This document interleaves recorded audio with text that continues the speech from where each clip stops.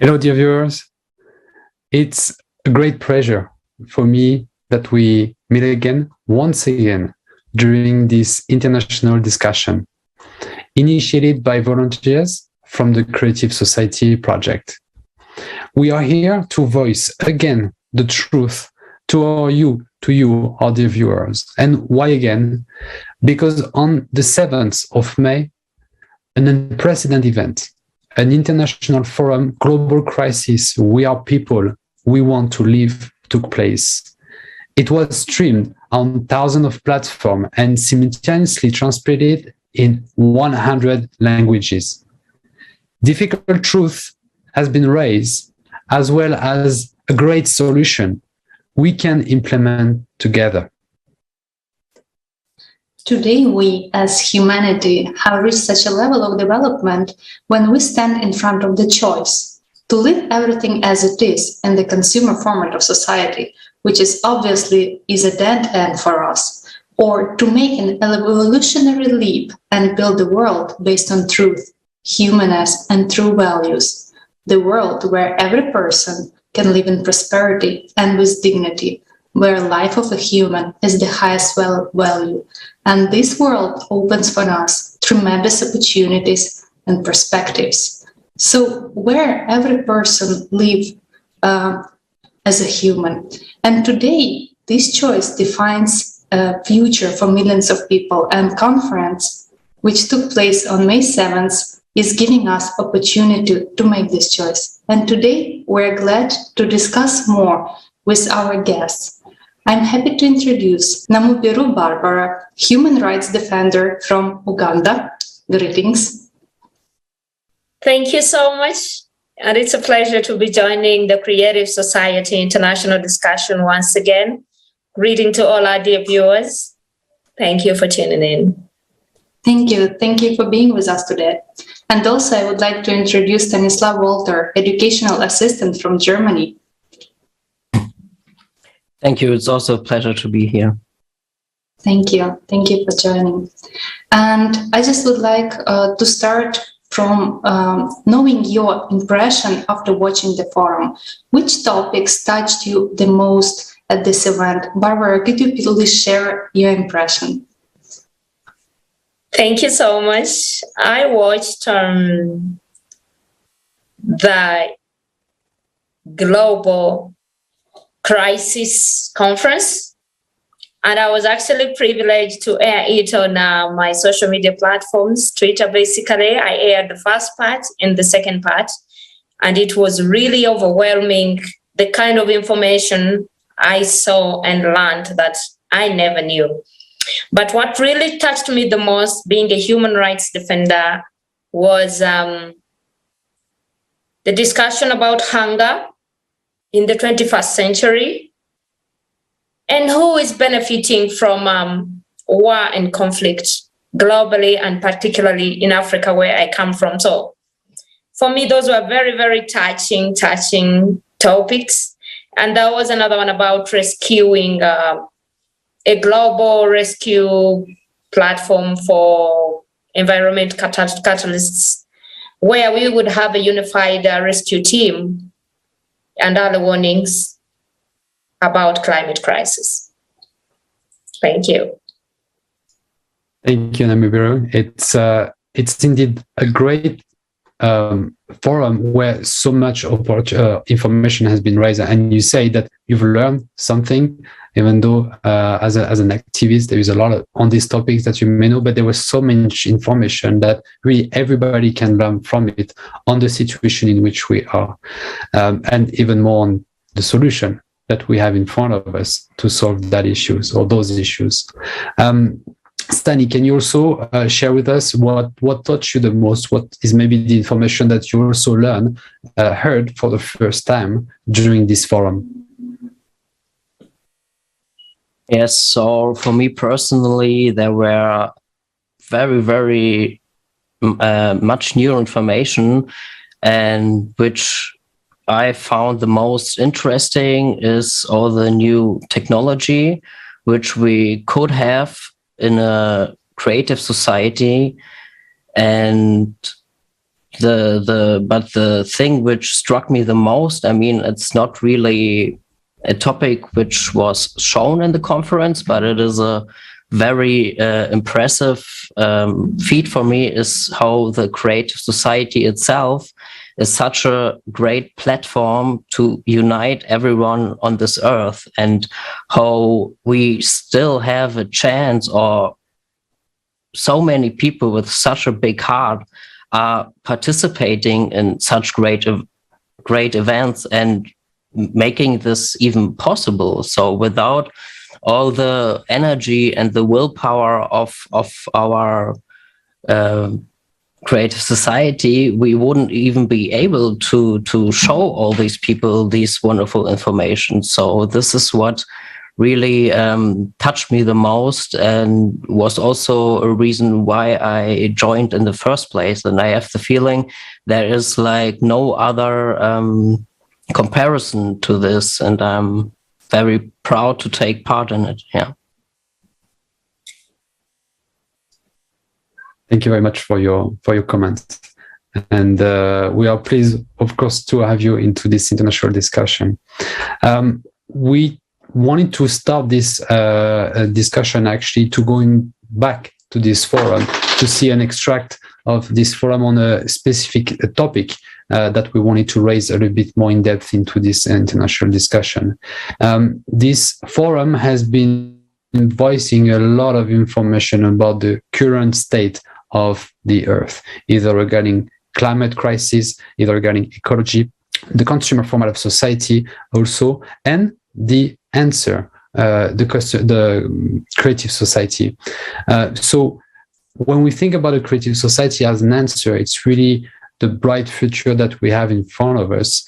And currently we can see that there is some organization currently here that we might think are going towards that creative society. They are here to help people.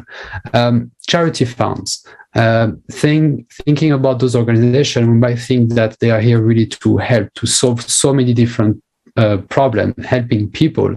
But the forum and the information that has been raised during the forum about charity funds help us to understand that it might be just a facade, that the core of those organizations is maybe not as focused on the person, on the human, like it should be into the creative society, but much more related to money, which is the driver, the main energy of the consumer format of society.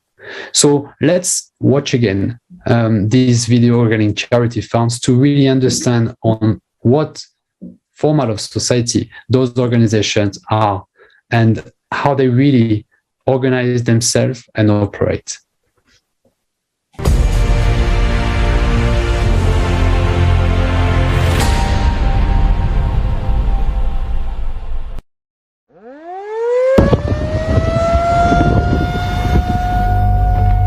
Perhaps you may think it will never happen to you.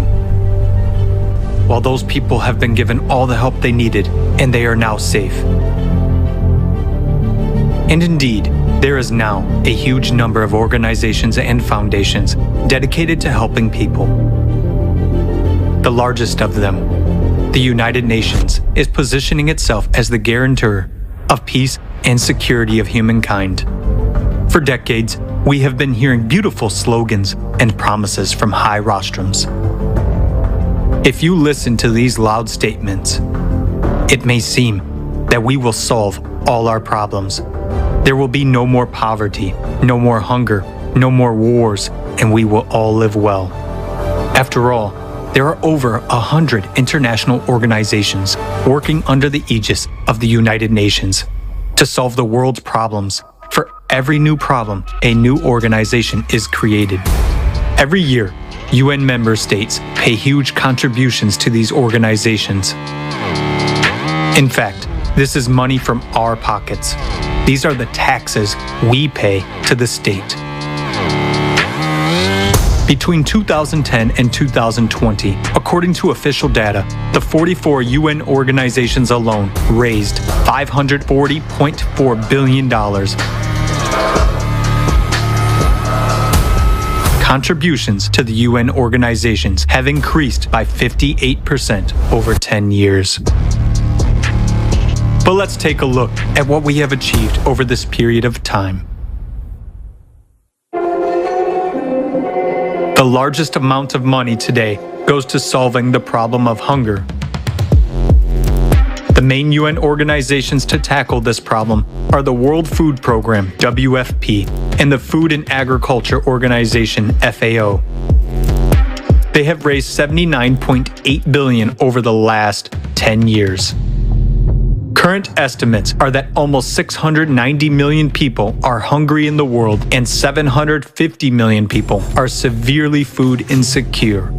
The Food and Agriculture Organization itself predicts an even greater increase in hunger by 2030. 841 million people. So, the World Food Programme is projecting funding needs for 2022 already at $13.9 billion. So they say, there will be more hungry people, so they need more money. It is a legitimate question. How is it that, with ever-increasing funding, the problem itself is only becoming worse? Let's look at another problem, the refugee problem. The number of refugees has doubled over the past 10 years, comprising 82.4 million in 2020. The United Nations High Commissioner for Refugees, UNHCR, deals with refugee issues. Over the past 10 years, funding for the organization has increased by 56%, reaching $4.8 billion in 2020. Let's look at what kind of help they provide to people. One area of refugee assistance is shelter. On their website, they state, "The main part of our protection mission is to guarantee access to proper shelter in humanitarian emergencies.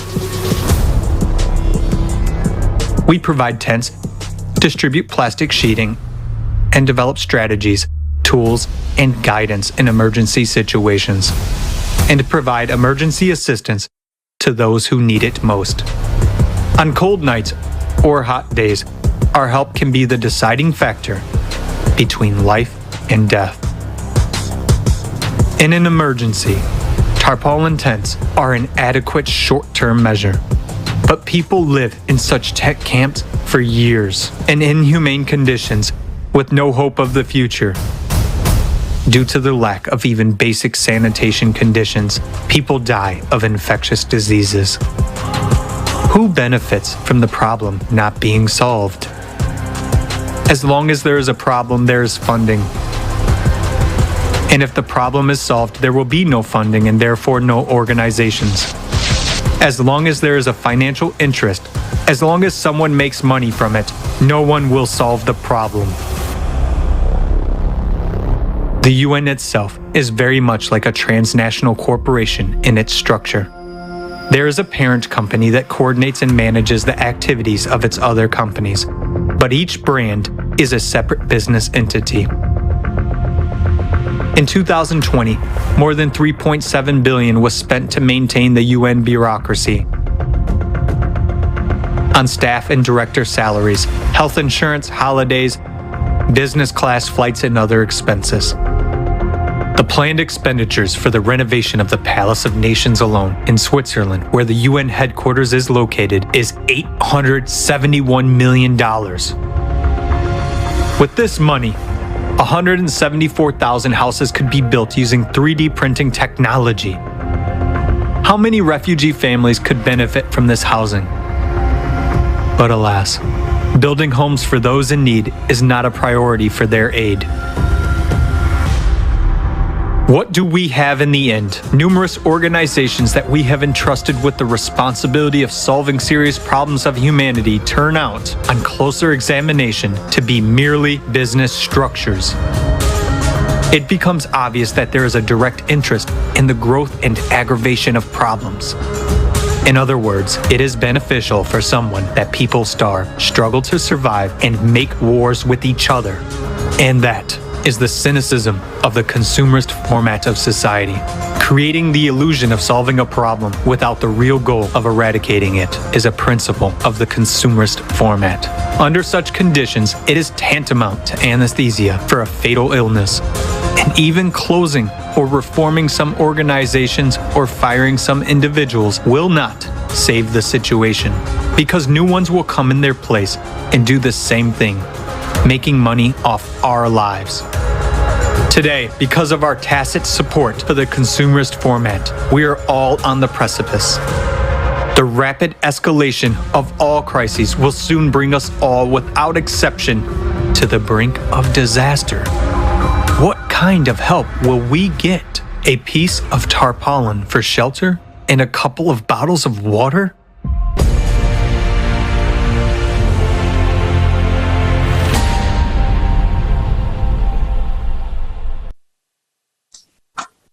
This video really is showing like how everything is being done in our consumer format of society. And I would like to ask a question to Namubiru. Could you please share, comment on this video and share your insight about the absurdity of the consumer format in which we are living? I thank you once again. It is always very devastating watching people in high places taking advantage of humans who are going through tough calamities. When I watched this video, it took me back to something which has been puzzling me so much. I was watching the video and the funding for this organization is going to go up by 13.9 billion US dollars. Do you know what that means? That is taxpayers' money. That is inflation. But if we cannot even use the technology at hand right now to build these 3D printing houses for refugees, if we cannot stop holding food back, because when you look at malnutrition is becoming an international crisis. After malnutrition, you will get hunger. The question is, are humans given this information that we are headed for famine? Is this information reaching people? I'm very sure whoever is making this a business so that people can be displaced, food can be held, because you cannot convince me that food is not being held. Someone is withholding food. There are so many food embargoes in the world right now. And right now we have 2 to 3 major issues in the world. Number one, topping everything, conflict, war. And don't be surprised that that is what gets the highest budget. All the countries top their armories, the budgets, they're always high. When I look at how many people go starving, after conflict, we have hunger. But the funny thing about these two things, they go together, they are intertwined. Let's first ask ourselves, what is causing hunger? Displacement, conflict, which is causing food embargoes. When I look at, I'm from Africa. I know Haiti is going through hunger. It was there. Yemen is going through hunger. For Haiti's case, it was because of natural disasters. But for Yemen and Syria, it is war. Sudan, in South Sudan, they're going through hunger. But how long has there been conflict in Sudan? And these humanitarian organizations have always been there. And as I've heard, heartbreakingly, the budget is still going up. if it is not a money-making business, I will ask everyone to ask themselves this question. I am from Africa. Africa is regarded as the poorest continent. But what I know for the truth, Africa is not a poor continent, because what I noticed during these wars, there's a lot of looting of minerals. I'll give you countries like Democratic Republic of Congo. They've been going through conflict in conflict, which is bringing hunger and displacement to people. You cannot farm when you are under war. You cannot plant food because you're always on the run. But these humanitarian organizations are in these war-torn areas. But the funny thing is this: they are giving them aid and they are also supplying weapons. Isn't that a money-making business? That seems like a money-making business. I'll tell you an example. Right now we are having hunger topping the list, that very soon the world might be headed for famine like never heard of before.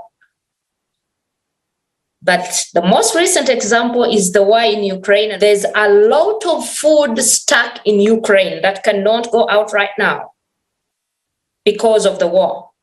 And there are so many embargoes everywhere, including food embargoes. So I would like to ask a question. If we're saying that these humanitarian organizations really want this problem solved and they're not making money off it, how is it that these budgets are going up and the hunger rates globally are increasing and the funding for this aid is also increasing? Where is the accountability for this money? Countries like in Africa, there's Somalia, they are in hunger. Niger has hunger. Kenya, right now, some of the parts of the country are starving, there's starvation. The countries, they are endless. If we are looking at 841 million people increasing in hunger, then we're not doing what we're supposed to do. The consumerist format is not helping. It is not helping because it's a money-making format. That's why I believe that the creative society, which focuses on the socio-ecological model, which goes down to the last person and spreads this information from an individual level to a community level and a society level. When I was watching this conference, there's a part where they say, help comes from ordinary people. Are these organizations involving the ordinary people? Or there's just a strategy where people are just fed from hand to mouth? That cannot solve the problem of hunger. Take a look at the United States, for example. When I was looking at them recently, I realized they have the highest rate globally of food wastage. Food wastage, like food discarded in the farm, in the restaurants, in households. But surprisingly, they are the leading exporters of food as well. However, the same country is still having some parts which have food crisis. How do you explain that? Some answers are right before us, but we just choose to ignore them. What are we funding? That is the question. Because whether you like it or not, you and I are funding. If you buy anything that has a tax, no matter how slight it is, trust me, you're funding. That tax is buying weapons, destroying humanity. That tax is making a money-making business for someone at the expense of human lives. This cannot go on anymore. The fact that information has been held for so long, right now humans are just living a happy life, not knowing what we are headed for. Hunger is real and hunger is coming. Who is holding food from the people? Have you thought about a possibility of someone deliberately causing war so that food will not go out there to people? so that you will in turn fund the project of humanitarian aid, and then that one person will be the one distributing food. I don't know if you get what I'm saying, but there's a lot of bureaucracy in how these matters are being handled. We cannot take it lightly anymore, because very soon it will be before our faces. When you see how many more countries are having malnourishment, it is crazy. And these budgets are there. They keep going up and going up and going up. Before you know it, conflict is also piling up. Inflation is also piling up.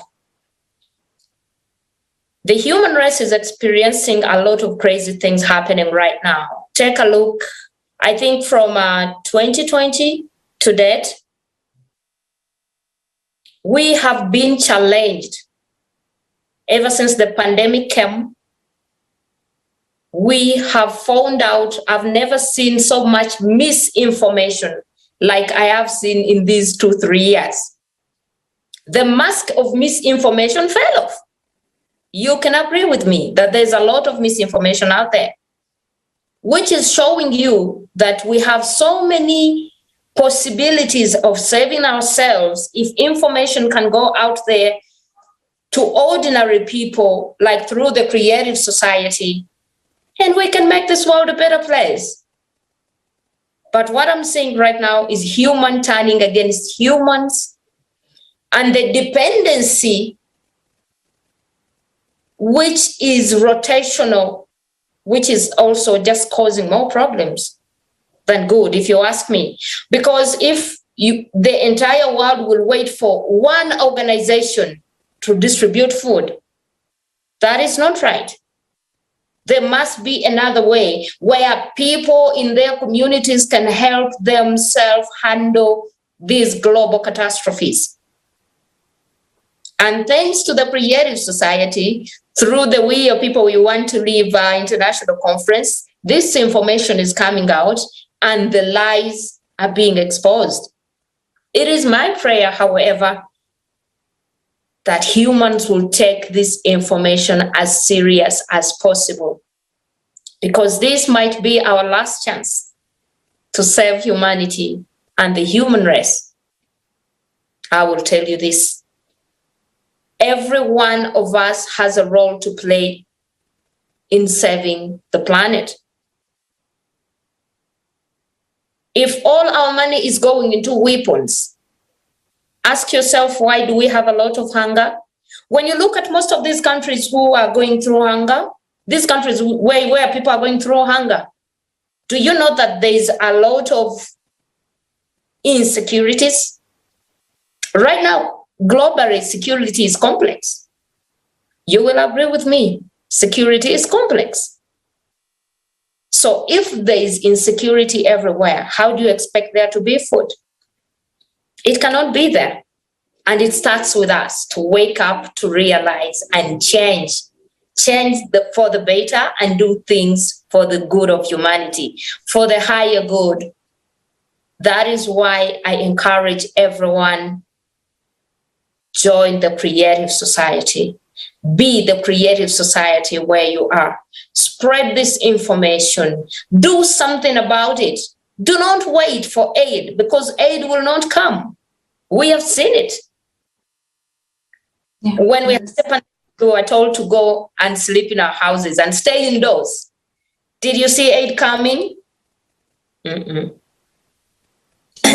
That's really true. And thank you so much that it's really true that we can't wait anymore, because as you are saying, if billions of people are waiting for one small group to decide how to distribute food and manage our lives, it's kind of paradox. And it's really time for us to take this real responsibility for our own life.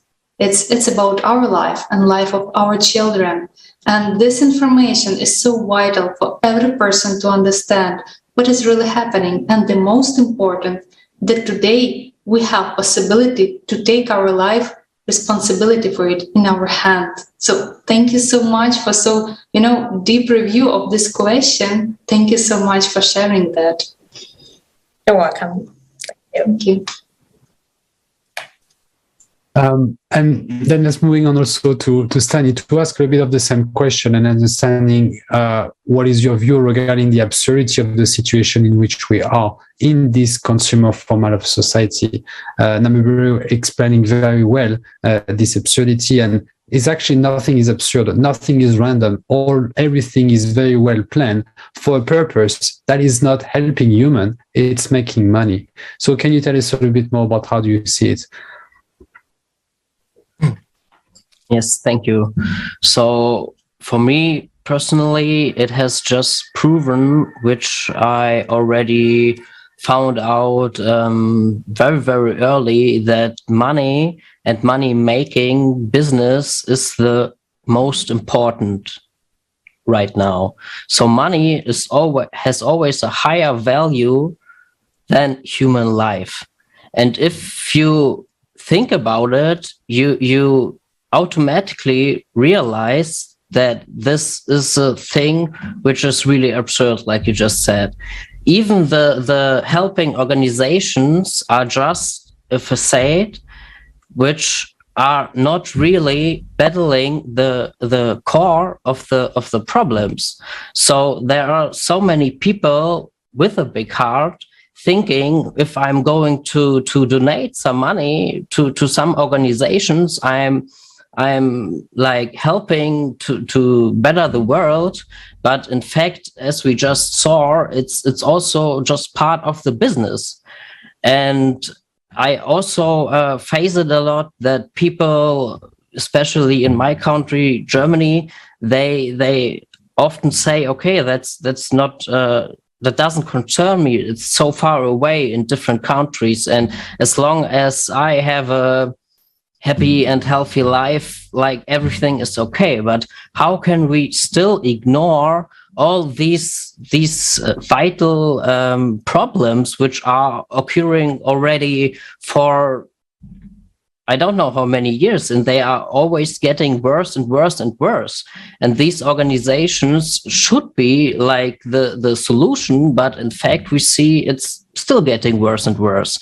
And the answer is also very clear to me. It's because of money. So why are we not already implementing new technologies which could save dozens of people's life? And it's every day people are suffering, and they don't need the help in a couple of years. They need it right now. So if we could spend the money and in different ways, I mean, just like war and supplying weapons and all these amounts, huge amounts which are spent there, could be used in buying or implementing technology already way faster. So they are not doing it because it's too expensive. It's too expensive to save people's lives. And a lot of people are feeling too safe sometimes, and are thinking those global crises and catastrophes will never hit them in their home and their children. And that's why they are closing their eyes and just ignoring it. It's not like they don't know the issue, but they just want to close their eyes so that they don't have to think every day about the world problems and the world pain. And since I have found the creative society, I must admit I was also one of the types who was thinking like, how can I change the world? I'm just like a small person. There's no impact I could have in creating a better world. But since I have found the creative society, and this is which I can, I'm really proud of, that I found a way to implement even my small strengths to something really big. And you don't have to be a lawyer or something. The creative society is for everyone. And this is the chance for everyone to do something better and to stop closing their eyes, because the problems will always only getting worse and worse. And as long as we live in this consumerism format and money will always be on the first place, the problems will always only grow. And the other thing is that the issues are not also really transparent and shown to the people. So a lot of people also don't have any clue how bad it actually is right now in the world.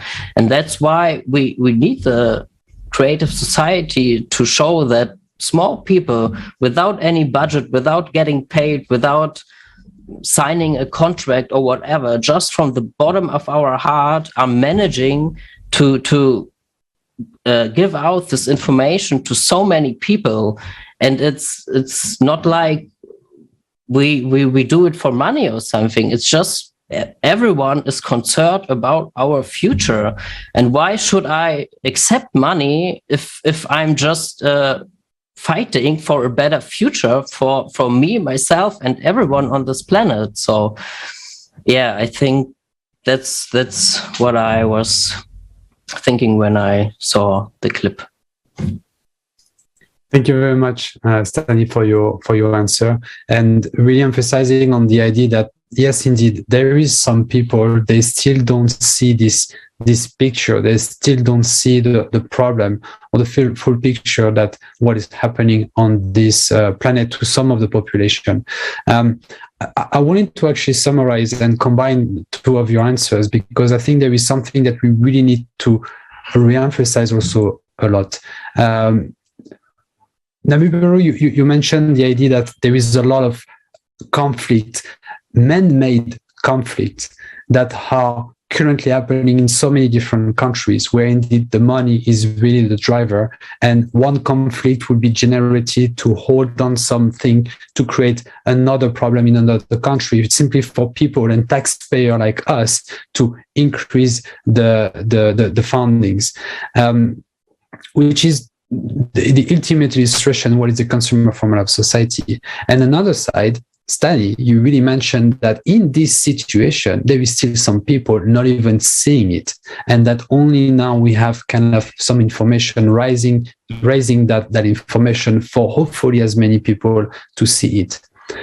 What I want to get to is that those conflicts that we've been talking about are man-made conflict. But what we need to realize is that there is a conflict, a war in which we are already, which is against the climate. And this one is not a war that we can affect by using money. Climate doesn't take any money, doesn't rest, doesn't negotiate for peace. It's just going on, and it's continuously, and it's increasing. You mentioned Haiti being a catastrophe with a lot of problem and still recurrent problem out of a natural disaster. Those natural disasters are increasingly happening, but on the side of it, we are continuously doing wars. We are just not understanding that we're in a car and we are facing a wall, but instead of braking, we're actually accelerating towards that war. That's exactly what's happening to this situation. So I think it's very important what you've mentioned, both of you, this idea of putting the human in first place, and making sure that everybody understands it, so we can all unite and go into the right direction to erase all of man-made conflict out of the earth and take care of the very important conflict that we are already on against the climate. So thank you very much once again for emphasizing those points, because it's very important that it's clear for our viewers what is ahead of us and what should we do as of now. That's really true, that today we as humanity are facing climate disasters, and we can find solution only when we unite the whole scientific potential of whole humanity and develop technologies which will help us. But let's also have a look at those technologies which we already have. And as was mentioned today, we have technologies, but unfortunately they're not being used. So let's see what already humanity can implement today if we decide to have a creative society.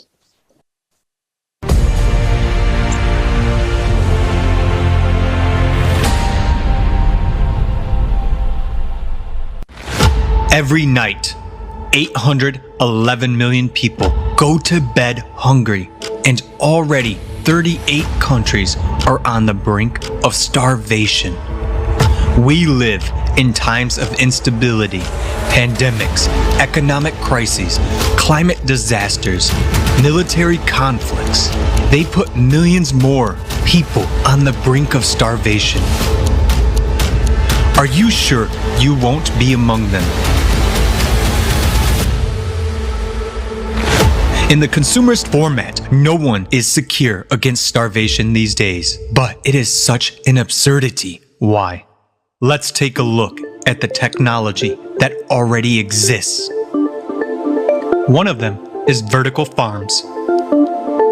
They have great advantages compared to conventional farms. They produce 300 times more food and up to 30 yields a year. They consume 95% less water and 80% less soil. They make it possible to grow various crops all year round without using pesticides. They don't depend on weather or location and require minimal logistics cost. Harvesting is possible even in Antarctica. Aquaponics. It allows simultaneous breeding of fish and cultivation of vegetables in a single closed cycle. Fish waste fertilizes plants, speeding up their growth by 40%. It is environmentally friendly and can operate in a virtually waste-free way without polluting water bodies. It doesn't involve pesticides and consumes 10 times less water. Yields from 1,000 square meters of land by this method equal to yields from 2 hectares of fields and 20 hectares of ponds. It can be applied in the tropics or an arid desert, and even on the roof of a skyscraper. Humanity has already learned to print food on a 3D printer and to grow fish and chicken meat from cells. Even food made of air is no longer science fiction. A Finnish company is building a factory to produce flour from air and has won the first stage in a competition to provide food for space missions to other planets. We have shown only a few examples of technology, but even they can already resolve the problem of hunger once and for all. Development and introduction of such technologies in the infrastructure of cities will provide people with food everywhere, regardless of crises and disasters. It will make the process of growing food products independent of climate, weather, location, soil fertility, or even logistics. In consumer society, hunger is a prospect for everyone. In the creative society, not a single person in any country of the world will go to bed hungry. It will be up to us, people, to jointly decide which scientific discoveries to implement first, while openness and transparency of information in the creative society will make it possible to ensure reliable control over implementation of our decisions. We really want to live in the creative society. And what about you?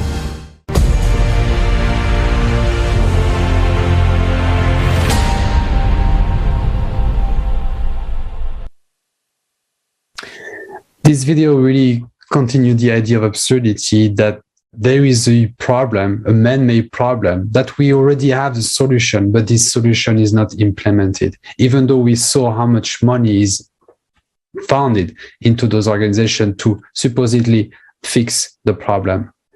So I wanted to turn myself to our guest again, Namiburu. What is, from your experience, how will be the impact of life of people in a creative society when all of the resources and technologies are available for everyone, like we saw in this video, for example? Thank you so much, Jonathan. My heart breaks when I see the beginning of the video, when I can count all the bones of the starving people in this video. But then again, my heart jumps with joy when I see the vertical farming at the end. So this is what I'm talking about right here. In the creative society, we don't glorify the problems. We amplify the solution. If we can embrace vertical farming globally, trust me, we can jointly and effortlessly cheaply eradicate the forthcoming famine that has never been heard of in the human race. But you see, a small group of global thinkers will have nothing else to do when the world is at peace and calm. However, it is not too late to pick up ourselves, help ourselves individually without waiting for a small group of decision makers globally to influence our life, which is of the greatest value that you get once and you lose once and that's it. It would be so amazing if we had vertical farming. Hunger will go, malnutrition will go, and there will be a lot. You know, when I was watching a video, there was a part where, I don't know, was it Switzerland? There was a country where they had to choose between rent or food. Come on, these two things are all important. If you have food and you don't have where to sleep, there's still a problem. So these are some of the things that will they'll become history in the creative society because we see the problem and we emphasize on the solution. Thank you so much, Jonathan. Thank you so much, Namabiru. And you know, for me, your words like that really in consumers format of society, it's kind of, we have technology, but we can't implement because some people will lose their job or will lose their profession and they will not be able to survive in consumer format. So again, absurdity is happening. But at the same time, it's showing that those steps which we already take towards building the creative society, which is informing every person, connecting specialists, it's helping us to understand how slowly, gradually to implement these changes so that really all people stay only in benefit. We cannot make some, sharp change. We cannot wait for one person to come and say, okay, let's implement something, because it can harm millions of people. But when we all connect and when we all work together, how to implement this, how to implement the best technologies and possibilities, then we will be sure that we only will grow, no one will lose in this situation, and gradually we will move towards creative format of society. So this is really awesome, and thank you so much for as specialist and as human for participating in such discussions. Thank you. And I would like to ask the question to Stanislav. Could you please share how you see the benefits for every person in the creative society and how really, why it's beneficial for everyone?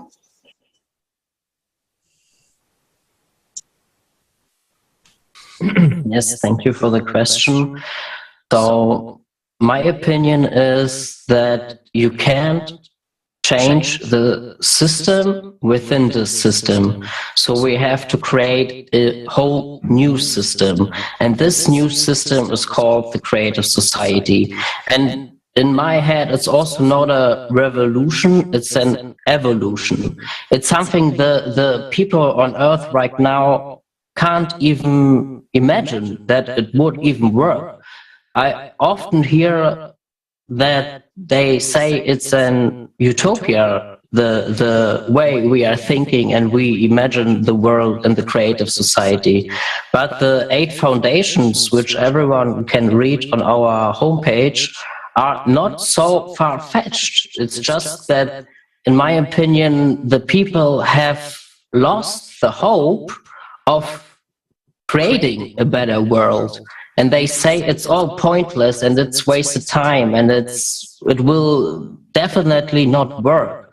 But the small people like me and the people are watching maybe, or every volunteer in the creative society are the proof that if we combine our strength and our willpower and our goodwill energy, or however you want to call it, or just having a heart and being a human, is so powerful that we won't be able to stop. So the creative society will benefit everyone. And it's a thing the people have to grasp in the first place. They have to accept that it's gonna be different than now. They have already gotten used to this world we live right now, the consumerism format, for way too long, so they can't even imagine that there can be a world where we are all united. I mean, the problems in this world right now, they will never stop. I mean, it's countless how many problems there are already going on right now. The list is never ending. So how do you want to battle this list with countless problems within the system where money has the highest value and not rescuing and saving human lives? So in my opinion, there is really no other way. And before I met the creative society, I was also a bit this type of person who had this thoughts like, okay, then we are all going down together, the world is going down, okay, that's it, so we all will die. And the creative society has shown me like this there is a light at the end of the tunnel.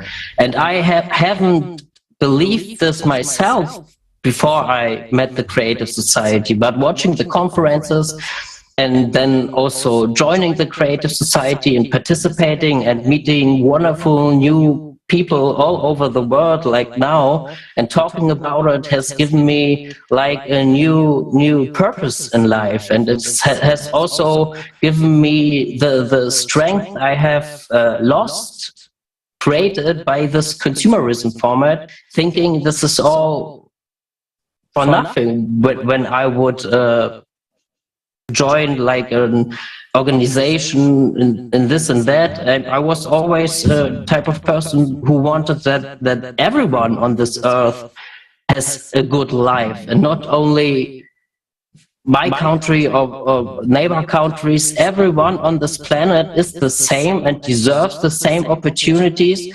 And how can we achieve that in this type of format? I mean, the last years have already proven that it will never happen. The people just accept the world how it was for the last 10, 20 years and are living their lives like nothing can be changed. So I hope, and I just want to tell the viewers to think about it more deeply and inform yourself about the creative society. I was also skeptic in the first place, and it's always good to be skeptic. Like, you don't always have to trust everything you hear in the first place. Just inform yourself and maybe write an email or search the contacts with us, and I'm very sure that we can achieve it, and then the world will change. Thank you very much for your comment, Stanley. I really like, I mean, there is a lot of benefits of the creative society. We have been talking about them in other international discussion. We talk about it today, but the one that we have even before the creative society is created, even before all of this future is in place, as you very well mentioned, is that inner fire and motivation to understand and to believe and to be completely dedicated into this idea that there is a hope. And you don't have to just think that, it's going to be an end and everybody will disappear. I'm part of it. I'm not going to miss out anything. So why should I try to do this thing? Let's just enjoy the moment as much as I can, because I'm not impacted by all of those problems. As soon as people can get away from that idea and simple idea from the consumer format of society, as you mentioned, and shift to a bright future that they can imagine and actually build, that's really the first benefits of the creative society, and it's not even there yet. So thank you very much for that idea. I think it's very inspiring for a lot of people that might have seen the forum, might have understood the information, but yet not fully confident or fully understanding how can they act. And it's very important that we can share that inspiration to them.